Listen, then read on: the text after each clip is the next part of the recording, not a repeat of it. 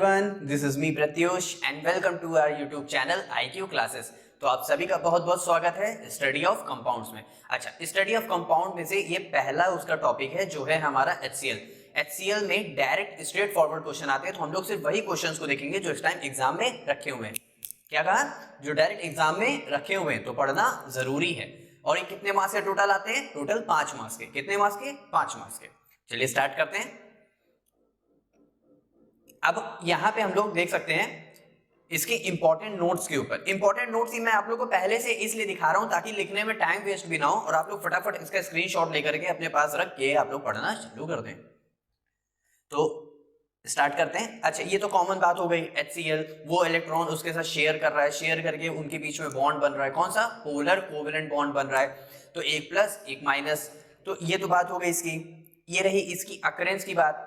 HCl हमको free state में पाया जाता है, ठीक है। HCl helps in digestion. जो हम लोग के जो डाइजेशन है उसमें जो एक एसिड हेल्प करता है वो कौन सा एसिड हेल्प करता है? HCl। नेक्स्ट देखें। अच्छा, हम लोग डायरेक्ट जनरल प्रिपरेशन या फिर डायरेक्ट सिंथेसिस की बात करें तो उसमें हम लोग हाइड्रोजन और क्लोरीन का यूज करके हम लोग HCl बना लेते हैं। ये रही हाइड्रोजन गैस, ये रही क्लोरीन गैस और 2 मॉलिक्यूल है ना, तो इसीलिए 2HCl फॉर्म हो जाता है। नेक्स्ट। अच्छा, अब हम लोग बात करते हैं इसके लैबोरेटरी प्रिपरेशन की। हम लोग को क्या चाहिए? HCl में एक H चाहिए, एक Cl चाहिए। तो हम लोग NaCl में से Cl ले लेते हैं और H2SO4 में से हम लोग क्या ले लेते हैं? H ले लेते हैं। तो यहां से हम लोग को क्या कंपाउंड मिल जाता है? HCl। क्या फॉर्म होता है? HCl। अच्छा, रिएक्शन रटना मना है। क्या है? रिएक्शन रटना मना है। तो मुझे पता है मैं किसका फॉर्मेशन कर रहा हूं, किसका? HCl का। वो मैंने डायरेक्ट लिख दिया। इसमें से एक H निकल गया, C निकल गया, बचा क्या? Na, इसका एक H और SO4।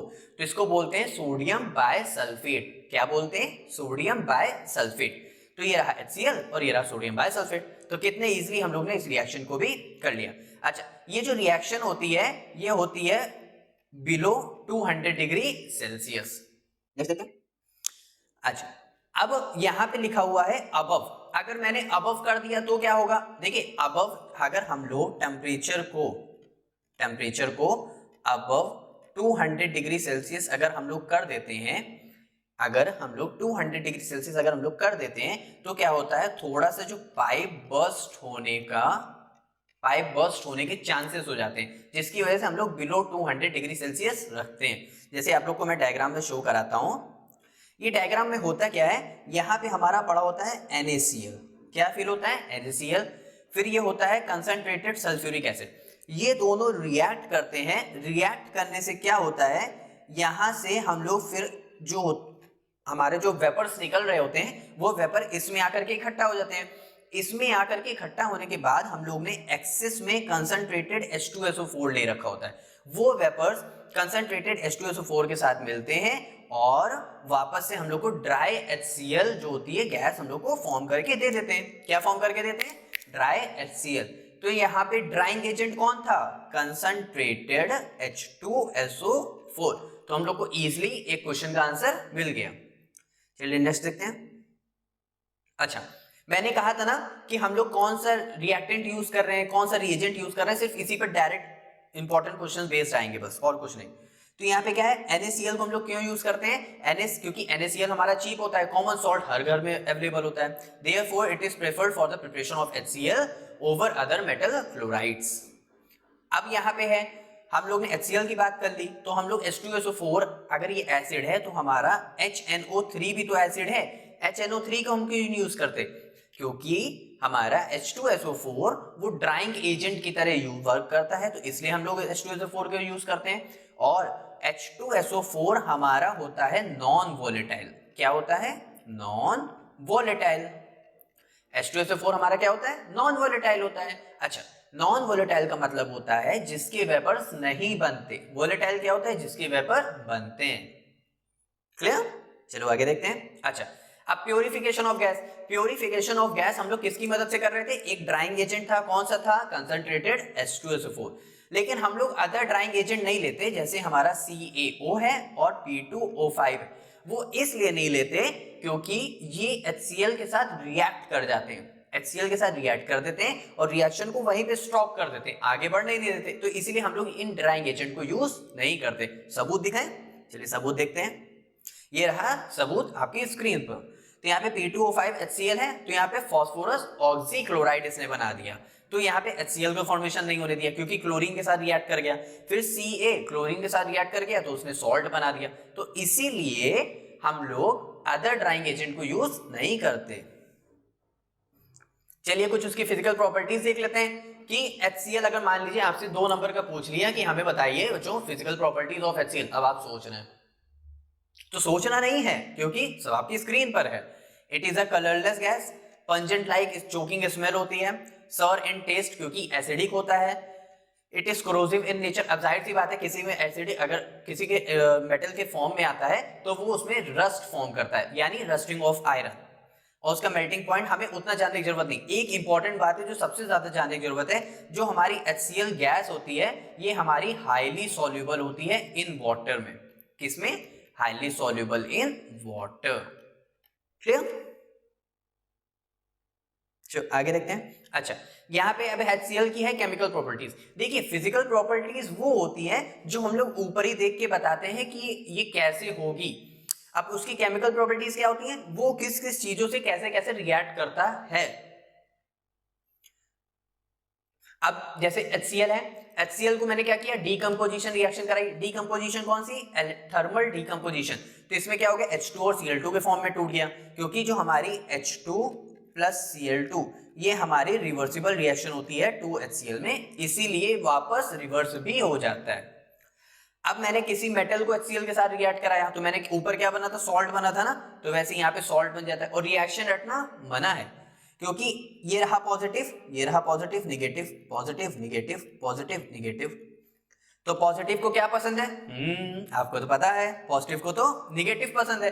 तो पॉजिटिव और निगेटिव मिलके क्या बना देंगे, फेरिक क्लोराइड, कैल्शियम क्लोराइड और सोडियम क्लोराइड। आगे देखते हैं।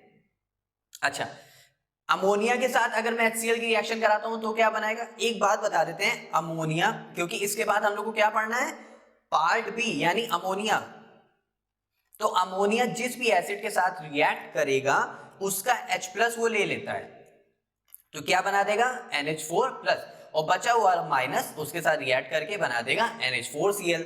अब यहीं पे अगर मान लीजिए HNO3 होता तो क्या हो जाता, NH4NO3 अमोनियम नाइट्रेट। अगर H2SO4 होता तो क्या होता, तो NH4 का होल ट्वाइस SO4 2-, क्योंकि SO4 के ऊपर 2 चार्ज होते हैं, अमोनिया के ऊपर 1+ होता है, इसीलिए मैंने 2 अमोनिया को ले लिया। यहां तक सभी को अच्छे से समझ आया? अच्छा, हम लोग ने एक चीज अभी नहीं देखी कि हम लोग इस गैस का कलेक्शन कैसे करते हैं। हम लोग HCl गैस का कलेक्शन करते हैं अपवर्ड डिस्प्लेसमेंट। कैसे करते हैं? Upward displacement. सभी को अच्छे से समझ आया? चलिए अब हम लोग मूव करते हैं कुछ इंपॉर्टेंट क्वेश्चंस के ऊपर कि जो एग्जाम में है। ये मैं जो क्वेश्चंस लगवा रहा हूं ये मैंने बहुत ज्यादा सर्च करके बोर्ड के क्वेश्चंस निकाले हैं, तो आप आई होप आप लोग को पसंद बहुत अच्छे से आएंगे। चलिए स्टार्ट करते हैं हम लोग बोर्ड के क्वेश्चंस में। तो चलिए हम लोग बात करते हैं अपने इंपॉर्टेंट क्वेश्चंस के ऊपर, जो कि एग्जाम में एग्जैक्ट यही क्वेश्चन उठा के उन्होंने रख दिया है और हम लोग को वही क्वेश्चंस अब पढ़ना है। देखते हैं इसमें कह रहा है, hydrogen chloride gas in the laboratory using concentrated sulphuric acid, sodium chloride, answer the following question. अच्छा, इसमें क्या कह रहा है, NaCl, हाँ, कंसंट्रेटेड H2SO4 भी पूछ रहा है, हाँ, तो क्या हमारा HCl बन जाएगा? अरे हाँ भाई हाँ। तो अगर HCl बन गया तो क्या यहां से हमको Na दिख रहा है? हाँ। H दिख रहा है? हाँ। सल्फेट बन जाएगा? अरे हाँ भाई हाँ। तो ये किसकी प्रिपरेशन हो गई? HCl गैस की। किसकी मदद से? NaCl और कंसंट्रेटेड H2SO4 की मदद से। इसमें कह रहा है वाई कंसंट्रेटेड सल्फ्यूरिक एसिड को हम लोग यूज करते हैं और नाइट्रिक एसिड को हम लोग यूज क्यों नहीं करते? अभी हम लोग ने इससे पहले पढ़ा था, अगर आप लोग की थोड़ा सा भी बुद्धि तेज है, तो नाइट्रिक एसिड में क्या था, ये हमारा वोलेटाइल कंपाउंड था। क्या था? ये हमारा वोलेटाइल कंपाउंड था। अच्छा, वोलेटाइल कंपाउंड कौन से होते हैं? वोलेटाइल कंपाउंड वो होते हैं जो भाप बन के उड़ जाते हैं। समझ में बात? चलो नेक्स्ट क्या था? H2SO4। H2SO4 फिर हमारा क्या होगा, H2SO4 हमारा होगा नॉन वोलेटाइल। H2SO4 हमारा क्या होगा, नॉन वोलेटाइल। नॉन वोलेटाइल होगा तो भाप बन के बाहर नहीं निकलेगा, बाहर नहीं निकलेगा तो उसके साथ रिएक्ट करके ये ड्राई HCl गैस को फॉर्म करेगा। अब इसमें कह रहा है how is the gas collected, gas कैसे कलेक्ट हो रही थी, गैस इस तरह कलेक्ट हो रही थी कि यहाँ पे अपवर्ड डिस्प्लेसमेंट हो रहा था। कैसा डिस्प्लेसमेंट हो रहा था, अपवर्ड डिस्प्लेसमेंट।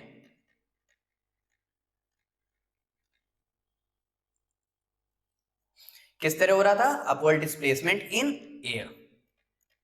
नेक्स्ट हम लोग देखते हैं, नेक्स्ट हम लोग को क्या देखना है। अच्छा, ड्राइंग एजेंट हम लोग कौन से यूज कर रहे थे, अरे कितनी बार हम लोग ने देखा ड्राइंग एजेंट हम लोग कौन से यूज कर रहे थे, कंसंट्रेटेड H2SO4। कौन से यूज कर रहे थे, कंसंट्रेटेड H2SO4 यूज कर रहे थे।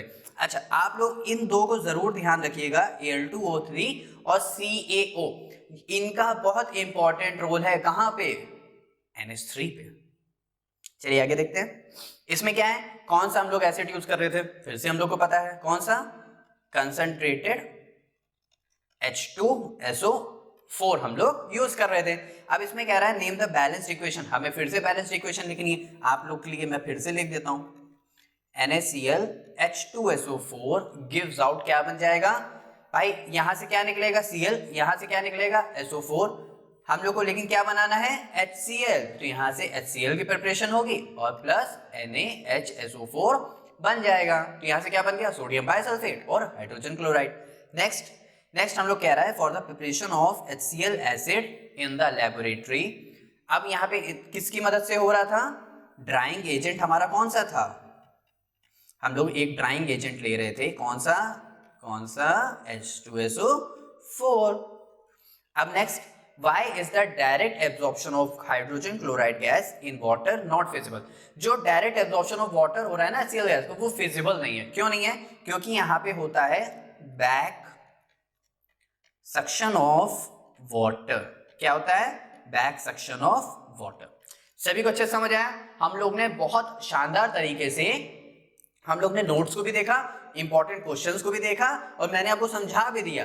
तो हम लोग ने पूरा HCl को एकदम राचिक तरीके से धाराशायी कर दिया।